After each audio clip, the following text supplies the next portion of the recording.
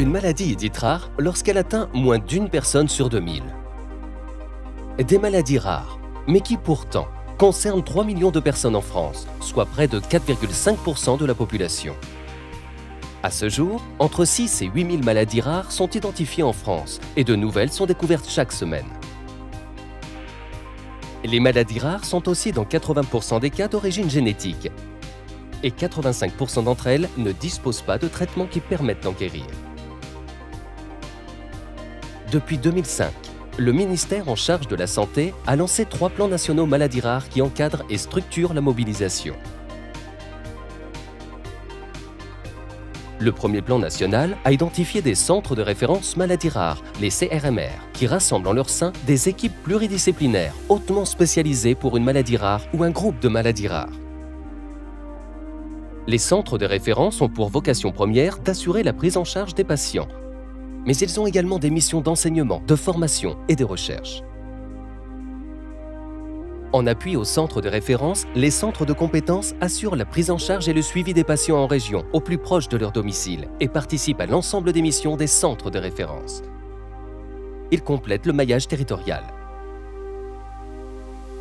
Pour faciliter la collaboration entre les différents acteurs de la prise en charge, le ministère en charge de la Santé a créé les filières de santé maladies rares, actives depuis 2015 dans le cadre du deuxième plan maladies rares.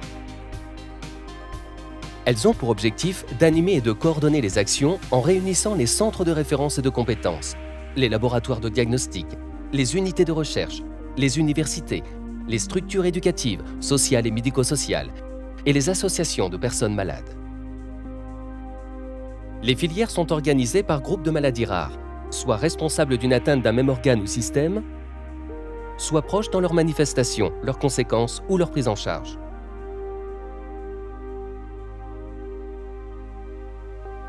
Les filières de santé maladies rares ont 3 grandes missions. Améliorer la prise en charge globale des personnes atteintes de maladies rares, dynamiser la recherche et développer l'enseignement, la formation et l'information. Pour améliorer la prise en charge globale des patients, les filières participent à la surveillance épidémiologique à travers le déploiement d'une base nationale de données maladies rares. Elles favorisent la connaissance des maladies rares pour les professionnels de santé comme pour le grand public, et la reconnaissance de l'expertise auprès des institutions. Elles soutiennent notamment l'harmonisation des pratiques avec la rédaction et la diffusion de recommandations nationales de prise en charge et répertorient les structures et les professionnels de santé experts en France métropolitaine et outre-mer.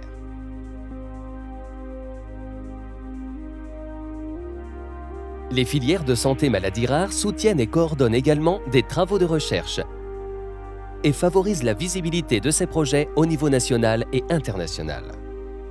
Dans le cadre de ces différentes missions, les filières de santé travaillent conjointement avec les réseaux européens de référence maladies rares. Enfin, les filières améliorent l'enseignement et la formation des professionnels de santé en organisant des séminaires, avec pour certains les universités ou les organismes de formation, ou encore en réalisant des cours en ligne ou des tutoriels vidéo. Plus largement, elle favorise l'accès à l'information en menant des actions de communication à destination du grand public, des professionnels, des patients et de leurs proches. Depuis 2018, un 3e plan national maladies rares a permis de renforcer les actions des précédents plans nationaux.